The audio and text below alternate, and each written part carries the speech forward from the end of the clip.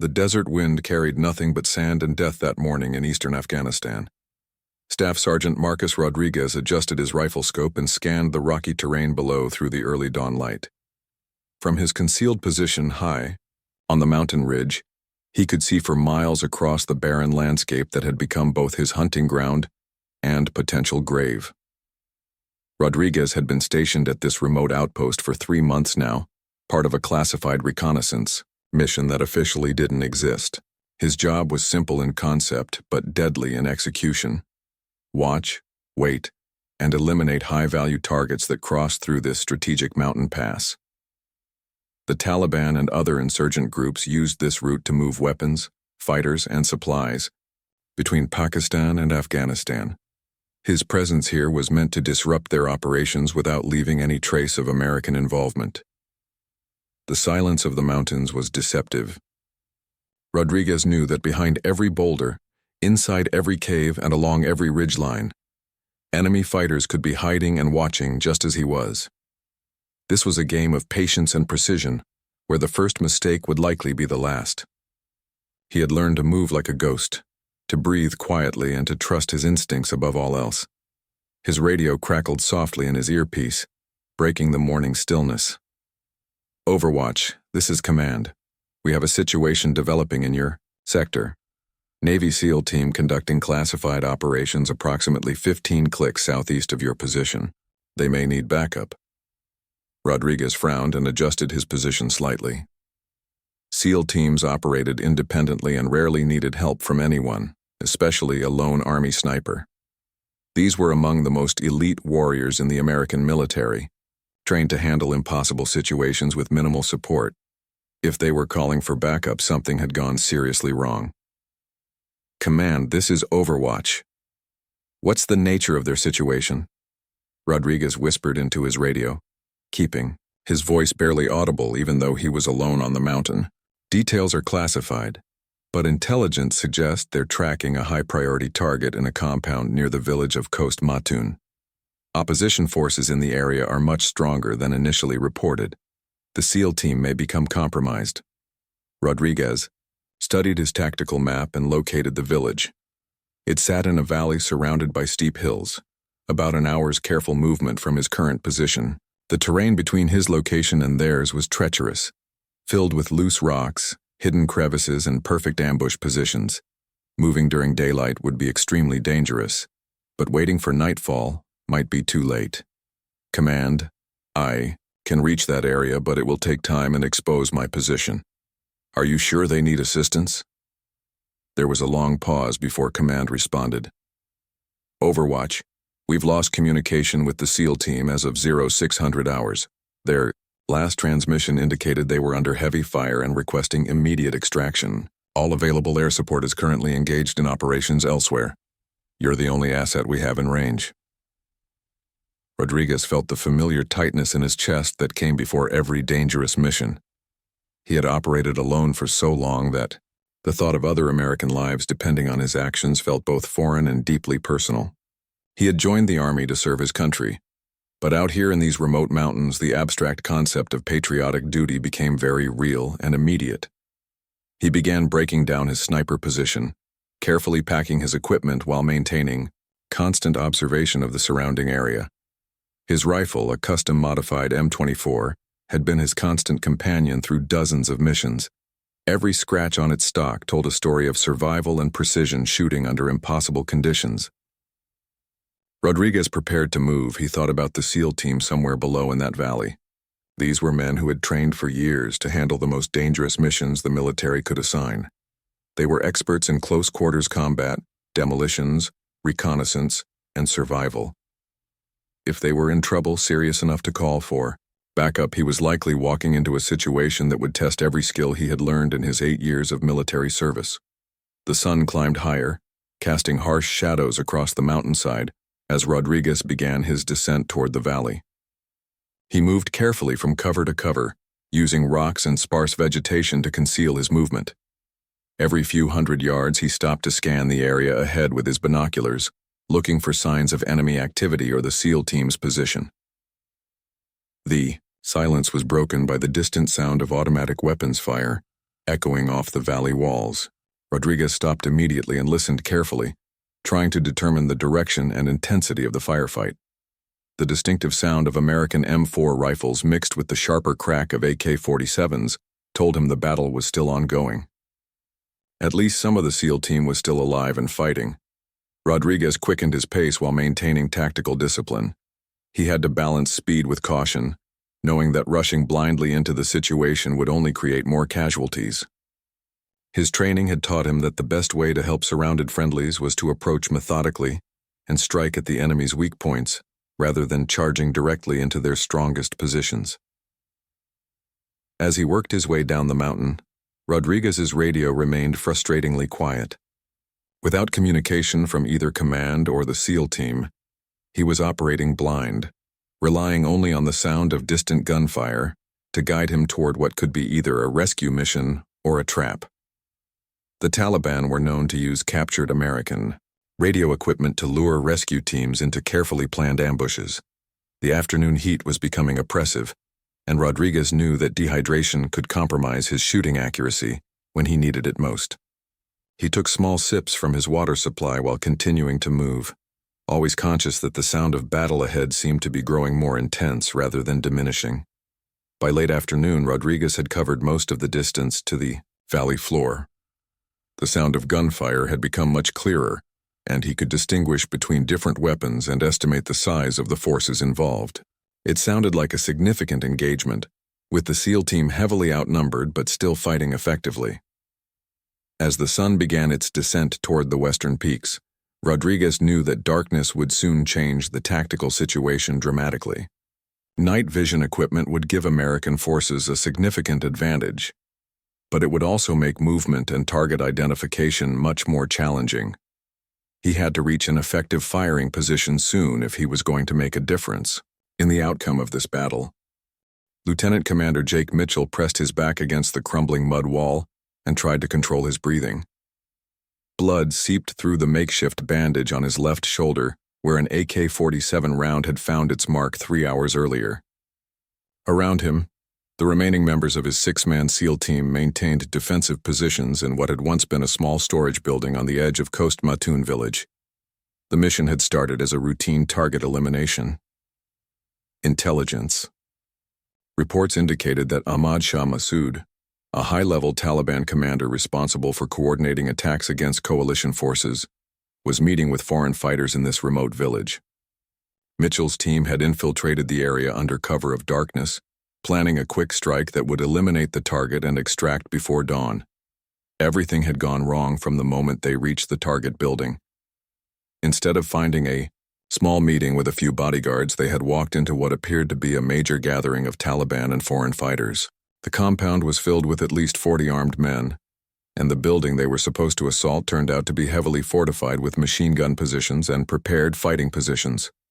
Petty Officer First Class Tony Vasquez crawled over to Mitchell's position, keeping his head below the window line as bullets continued to impact the walls around them.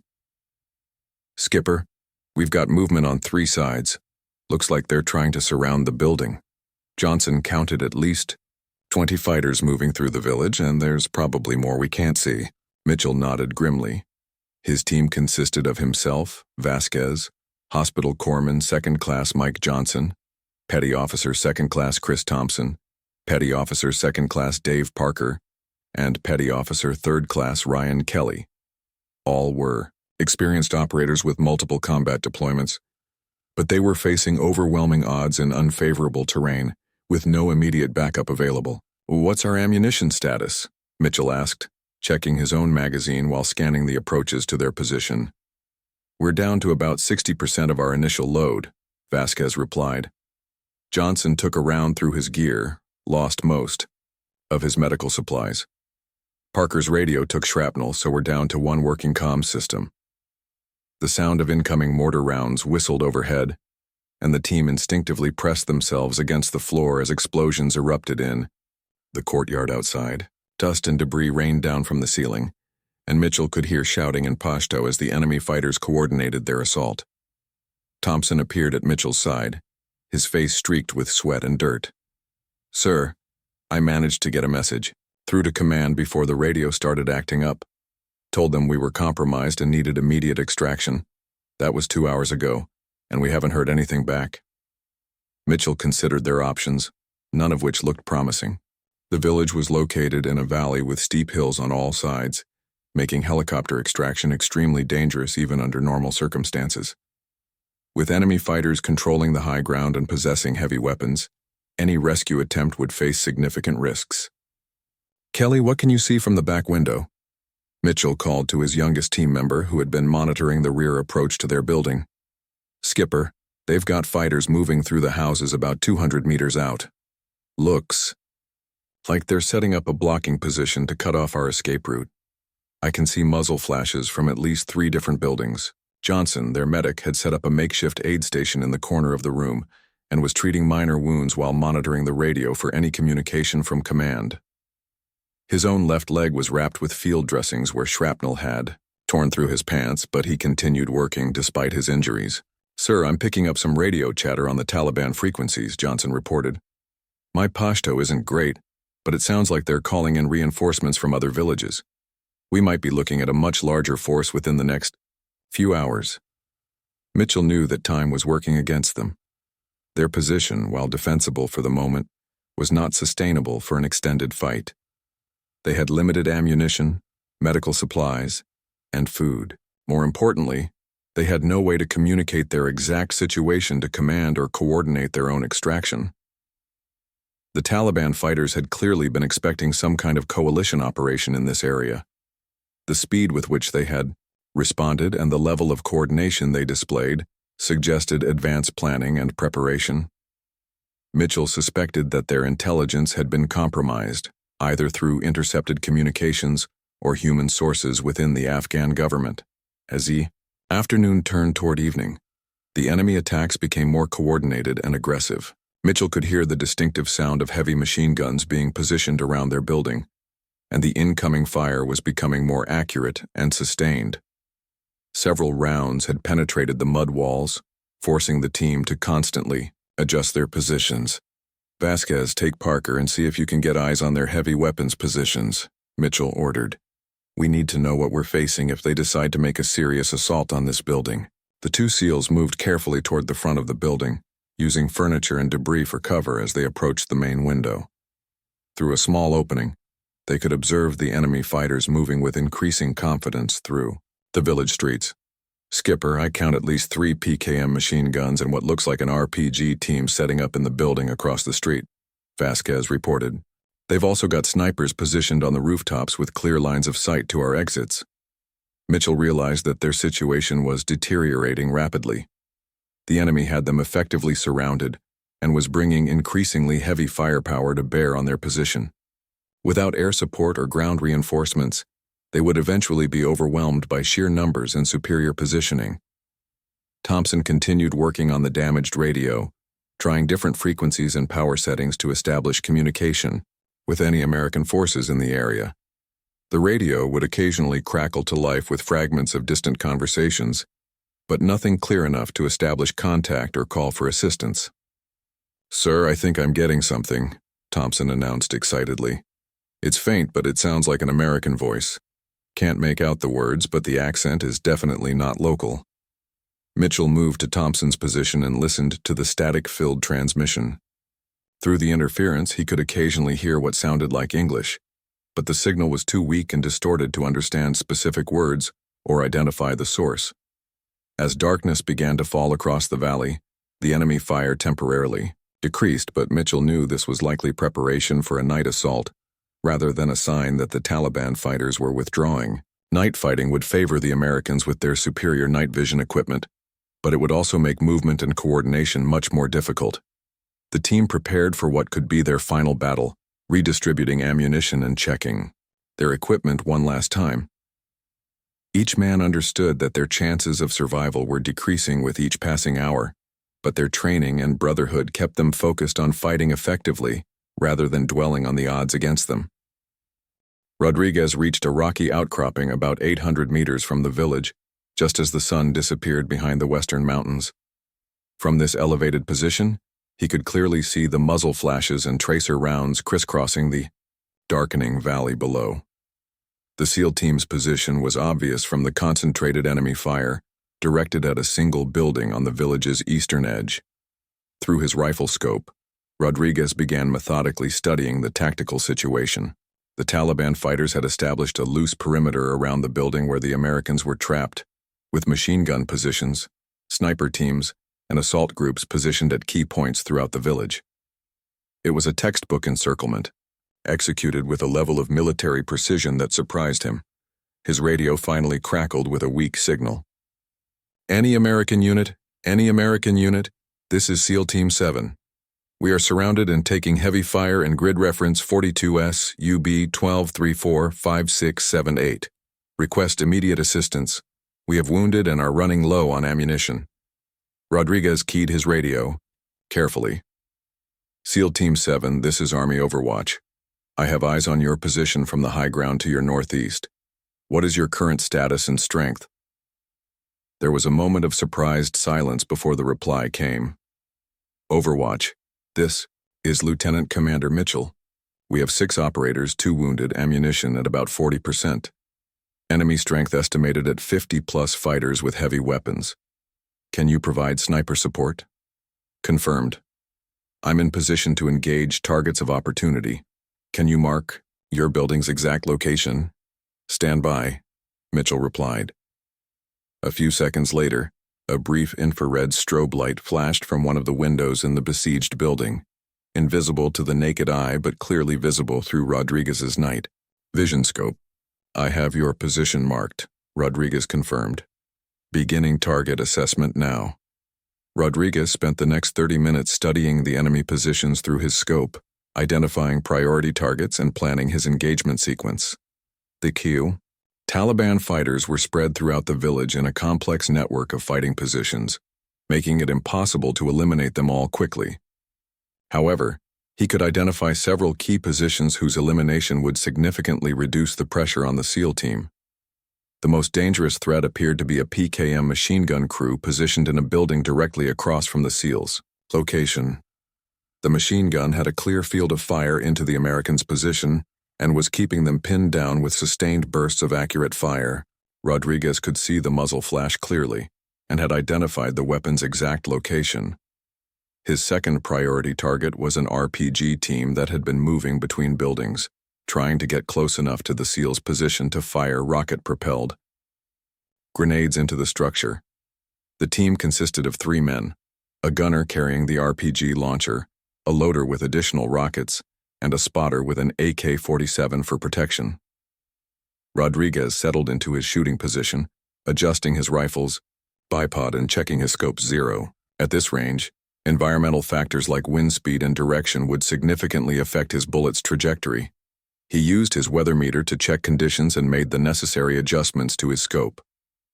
SEAL Team 7, I'm about to engage the machine gun position across from your building.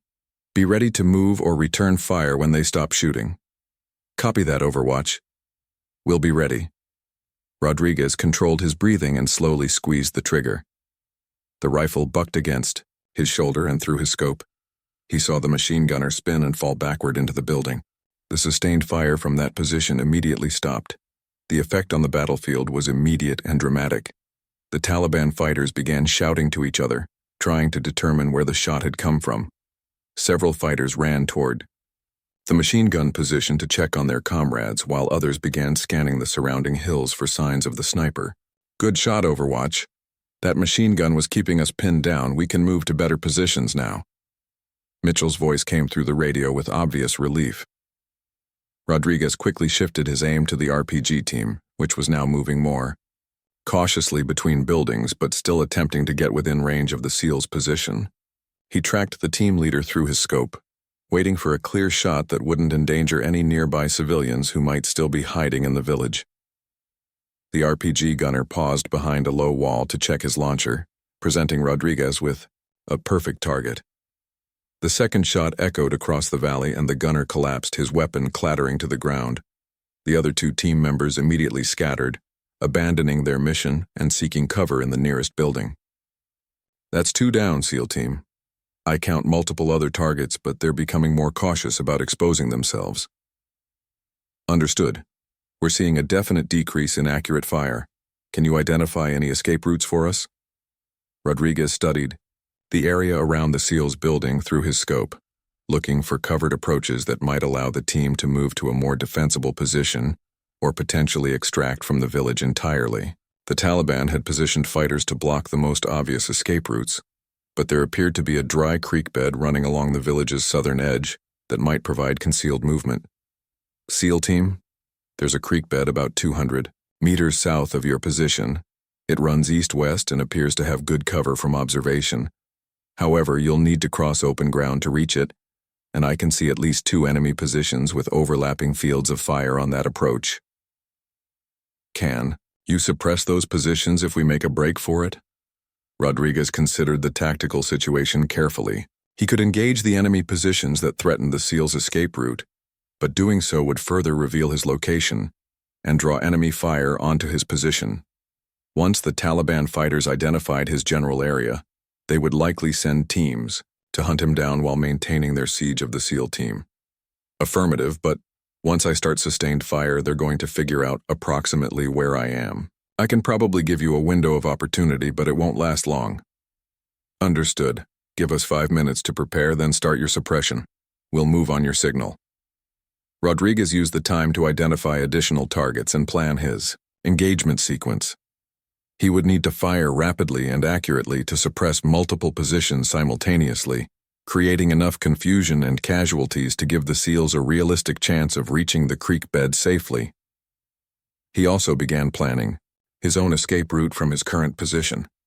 Once he revealed himself through sustained fire, his location would become untenable. The Taliban fighters would use mortars, rockets, and direct assault to eliminate him, making it necessary to relocate quickly after providing cover for the SEALs. SEAL Team 7, are you ready for suppression fire? Affirmative, Overwatch. We're ready to move on your signal. Rodriguez took a deep breath and began his covering fire sequence, rapidly engaging multiple targets throughout the village, in a carefully planned pattern designed to create maximum confusion and suppress the greatest number of enemy fighters. Rodriguez's rifle cracked repeatedly as he engaged target after target in rapid succession. His first shot took down a Taliban fighter who had been preparing to throw a grenade at the SEALs building. The second shot shattered the window where a sniper had been positioned, sending the man diving for cover. The third shot hit an ammunition carrier who had been moving supplies to a forward fighting position. The effect was immediate and devastating to the enemy's coordination. Taliban fighters throughout the village began seeking cover, uncertain where the next shot might come from. The sustained and accurate fire from an unknown position created exactly the kind of confusion Rodriguez had hoped for. Go, go, go. Mitchell's voice came through the radio as the SEAL team burst from their building and began moving toward the creek bed. Rodriguez could see their dark forms through his night vision scope, moving in tactical formation across the open ground. A Taliban fighter emerged from behind a wall, raising his AK-47 to fire at the escaping Americans. Rodriguez's shot caught him center mass, spinning him around and dropping him before he could get off a single round. Another fighter appeared at a rooftop position, and Rodriguez's follow-up shot sent him tumbling from the building, taking fire from multiple directions. Thompson's voice came through the radio as the SEAL team continued their movement. We're about halfway to the creek bed. Rodriguez could see muzzle flashes erupting throughout the village as the Taliban fighters began returning fire. Though most of it was poorly aimed and ineffective, the enemy was firing blindly in multiple directions, unable to identify specific targets in the darkness but hoping to hit something through volume of fire alone. A mortar round exploded near Rodriguez's position, showering him with rocks and dirt. The Taliban had finally begun to triangulate his approximate location based on his muzzle flashes and were bringing indirect fire to bear on his position. He knew he had only minutes before they would adjust their fire and make his position untenable. SEAL Team 7, you need to move faster. They're starting to zero in on my position, and I won't be able to maintain suppression much longer. Almost there, Overwatch. 30 more seconds. Rodriguez continued his covering fire, now focusing on targets that posed the most immediate threat to the escaping SEALs. He could see several Taliban fighters trying to position themselves to intercept the Americans before they reached the safety of the creek bed. His shots forced these fighters to keep their heads down and disrupted their attempts to coordinate an effective ambush. Another mortar round landed closer to his position, this one close enough that the shrapnel whined past his head. Rodriguez knew he was out of time. The Taliban mortar crew was walking their fire toward his location with increasing accuracy, and the next round might be a direct hit. SEAL Team 7, what's your status? We're in the creek bed. Good cover and concealment. You need to get out. Of there, Overwatch. We can see the mortar impacts getting closer to your position. Rodriguez quickly broke down his firing position, packing his essential equipment while leaving behind anything that might slow his movement. His escape route led along the ridgeline to a secondary position he had identified during his approach to the village. The route was treacherous in darkness, but it offered concealment from visual observation and would be difficult for the Taliban fighters to follow quickly. As Rodriguez began his withdrawal, he could hear the enemy fighters in the village below, shouting instructions to each other and organizing search teams to hunt for the sniper who had disrupted their operation. Several groups of fighters were already moving up the hillsides with flashlights and handheld radios, trying to locate his position. Overwatch, this is Mitchell. Can you reach an extraction point, or do you need us to come back for you? Rodriguez considered the offer carefully. The SEAL team was trained for direct action and close-quarters combat, but they were already wounded and low on ammunition. Asking them to climb back up the mountain to assist him would put all of their lives at additional risk without significantly improving anyone's chances of survival. Negative, SEAL team. You need to focus on your own extraction. I can move independently and avoid contact better than a larger group. What's your plan for getting out of the valley? We're following the creek bed east toward the main road. Intelligence reports suggest friendly forces patrol that route regularly. If we can reach the road, we might be able to signal a passing convoy or call in extraction. Rodriguez knew the route Mitchell was describing. It led through several kilometers of rough terrain, but it avoided the heavily populated areas where Taliban fighters would be most numerous. The main road did see regular coalition traffic, making it a reasonable choice for potential rescue.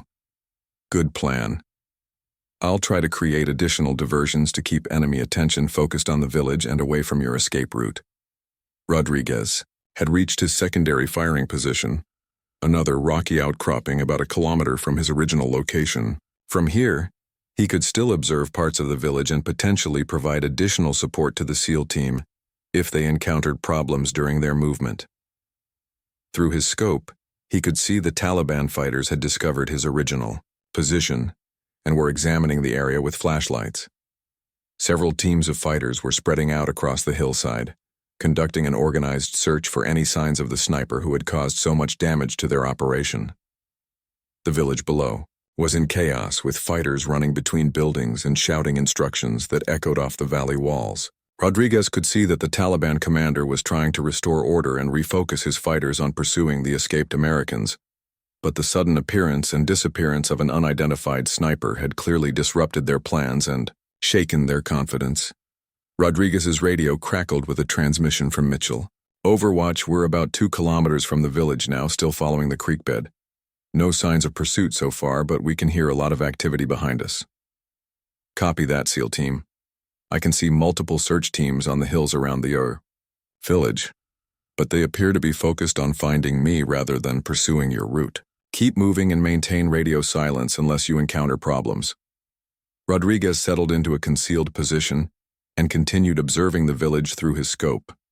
Occasionally, he would fire a single shot at a target of opportunity, not necessarily trying to hit anything, but rather to keep the Taliban fighters focused on the wrong area and prevent them from organizing an effective pursuit of the SEAL team. The psychological effect of these intermittent shots was significant. Each time Rodriguez fired, the enemy fighters would dive for cover and spend several minutes scanning the hills before resuming their activities.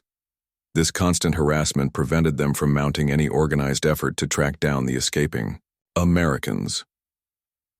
As the night progressed, Rodriguez could see that the Taliban fighters were becoming increasingly frustrated and disorganized. Their original mission of eliminating the SEAL team had failed, and now they were being harassed by an invisible sniper who appeared and disappeared at will. Several times he observed fighters arguing among themselves about tactics and priorities. Rodriguez knew that dawn would bring new challenges for everyone involved. Daylight would make it easier for the Taliban to spot and track both him and the SEAL team, but it would also make it possible for American aircraft to provide support and, potentially, rescue the surrounded forces. Dawn broke slowly over the Afghan mountains, painting the sky in shades of orange and pink that would have been beautiful under different circumstances. Rodriguez had spent the night moving between 3 different positions, firing occasional shots to keep the Taliban fighters confused about his location, while monitoring the SEAL team's progress through intercepted radio transmissions.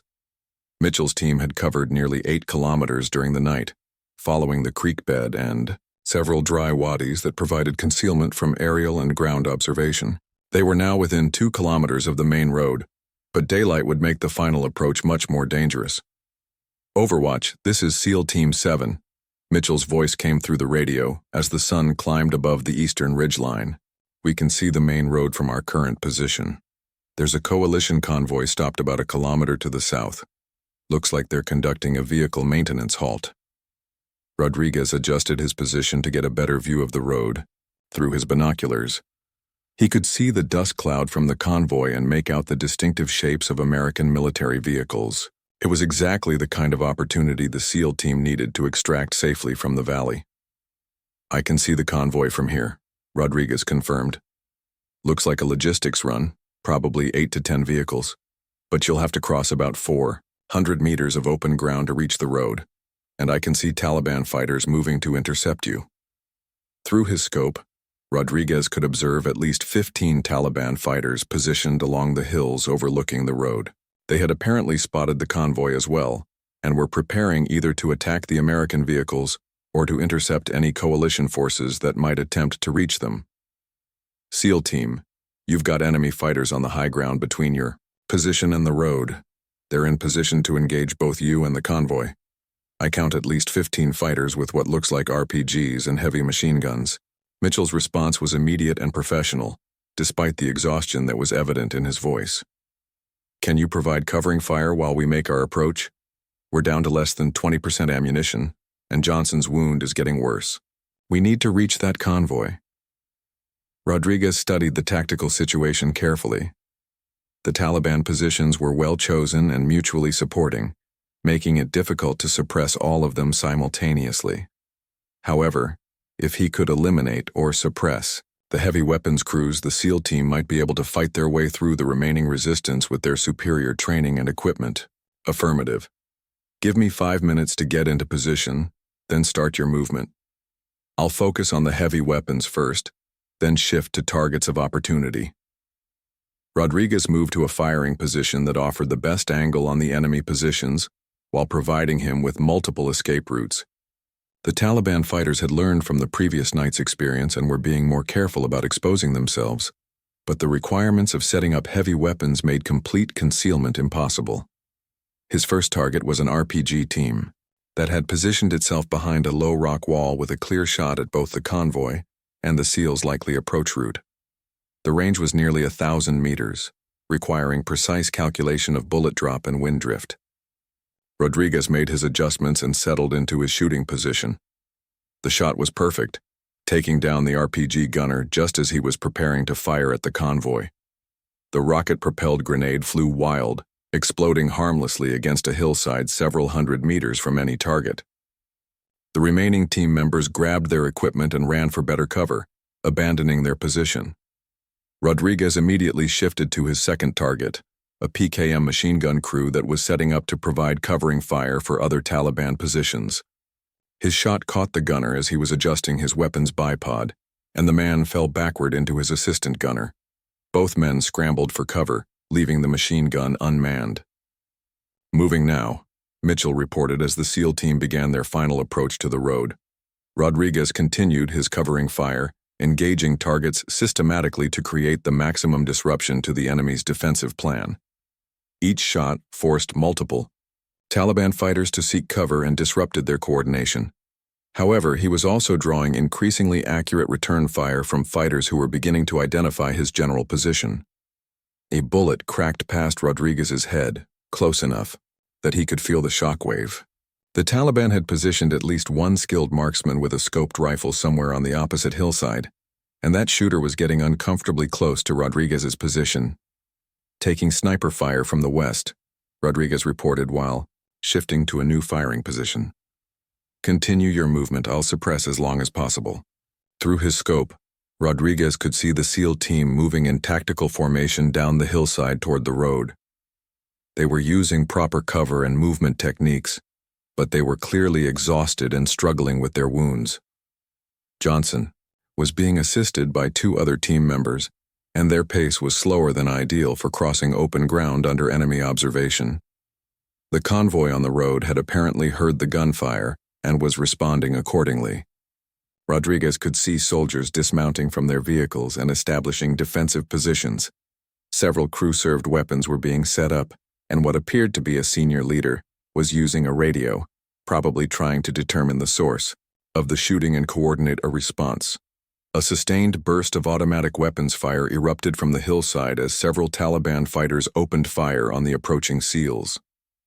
Rodriguez could see muzzle flashes from at least 4 different positions, and immediately began engaging the closest and most dangerous threats. His shots forced 2 of the firing positions to cease fire, as their occupants sought better cover, but the remaining fighters continued shooting at the exposed Americans. Rodriguez could see Mitchell and his team taking cover behind rocks and returning fire with their remaining ammunition. SEAL team, you're about 200 meters from the road. The convoy has seen you and is setting up to provide covering fire. Push hard for the final approach. Copy, moving now, Mitchell replied. Rodriguez watched through his scope as the 6 SEALs rose from cover and began their final sprint toward the road and safety. They moved with the fluid coordination that only came from extensive training and combat experience, even though several were clearly wounded and all were operating on minimal sleep and limited ammunition. The Taliban fighters recognized this as their last opportunity to stop the Americans and began firing everything they had at the running figures. Rodriguez worked his rifle as fast as he could safely fire, engaging target after target to reduce the volume of enemy fire directed at his countrymen. A mortar round exploded near Rodriguez's position much closer than any of the previous attempts. The Taliban mortar crew had finally adjusted their fire accurately, and Rodriguez knew he was seconds away from taking a direct hit. He grabbed his essential equipment and began moving immediately, even as he continued to engage targets through his rifle scope. The convoy had opened fire with their heavy weapons, sending streams of tracers into the Taliban positions.